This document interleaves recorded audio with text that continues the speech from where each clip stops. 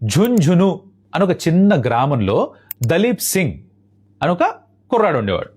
Cricket అంటే చాలా ఇష్టం, కానీ క్రికెట్ ఆడలేకపోయాడు. ఆర్థిక పరిస్థితులు తనకి సహాయం చేయలేదన్నమాట. తను ఒక మాట అనుకున్నాడు, నేను పెద్ద అయిన తర్వాత, నాకు పెళ్ళైన తర్వాత కొడుకు పుడితే క్రికెటర్ అని చేస్తా అని. ఎంత బలమైన సంకల్పం అంటే, పెళ్ళైన తర్వాత కొడుకు పుట్టాడు, కూతురు కూడా పుట్టిందనుకోండి, బట్ ఆ కొడుకుని క్రికెటర్ చేద్దామని ఫిక్స్ అయ్యాడుగా.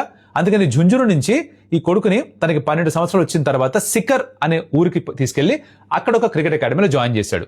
ఒక 4-5 సంవత్సరాలు క్రికెట్ అక్కడ నేర్చుకుంటూ కుర్రాడు కాస్త పెద్దవాడు అవుతున్నాడు, అండర్ ఏజ్ క్రికెట్ ఆడుతున్నాడు. ఇంకా ముందుకెళ్లాలంటే ఇంకా బెటర్ అకాడమీలో ఉంటే బాగుంటుందని చెప్పేసి జైపూర్ పంపించారు ఈ కుర్రాడిని, అరవలి క్రికెట్ అకాడమీకి. ఇదే అకాడమీ నుంచి ఇప్పుడు సిఎస్కేకి ఆడుతున్న కార్తిక్ శర్మ, తర్వాత అశోక్ శర్మ జీటీకి ఫాస్ట్ బౌలర్, వీళ్ళు కూడా అదే అకాడమీ నుంచి బయటకు వచ్చారనమాట. అక్కడ జైపూర్కి వెళ్ళాలంటే కుర్రాడు ఒకరిని పంపించారుగా. సో తన తల్లి, తన చెల్లి, వీళ్ళు ముగ్గురు కలిసి జైపూర్ షిఫ్ట్ అయిపోయారు. క్రికెట్ ఆడడం మొదలుపెట్టాడు, అండర్ ఏజ్ గ్రూప్లో బాగా ఆడడం మొదలుపెట్టాడు. తర్వాత నెమ్మదిగా రంజీ ట్రోఫీలో డెబ్యూ చేసే అవకాశం వచ్చింది. రన్ స్కోర్ చేయని డెబ్యూలో డ్రాప్ చేశారు.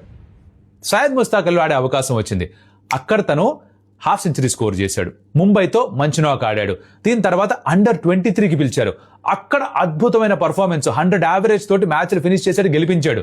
ఇది చూసి చాలా మంది ఫ్రాంచైజీ ఇస్తానని ట్రయల్స్కి పిలిపించారట.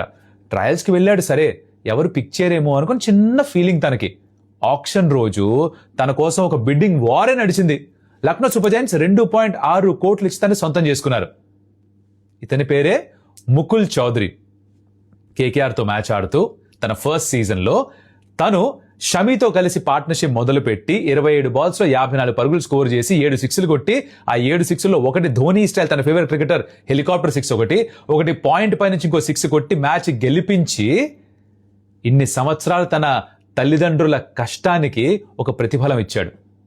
ఏదో సూపర్ స్టార్ అయిపోతాడని కాదు, కానీ కష్టపడితే, గట్టి సంకల్పం ఉంటే ఏదైనా సాధించచ్చు అని మరోసారి ప్రూవ్ అవుతుంది అన్నమాట ఈ కథ వింటే. ఈ కథ చాలా మందికి తెలియాలి, అందుకే చేశా. మరి మీరు కూడా మీకు తెలిసిన వాళ్ళతోటి షేర్ చేయండి.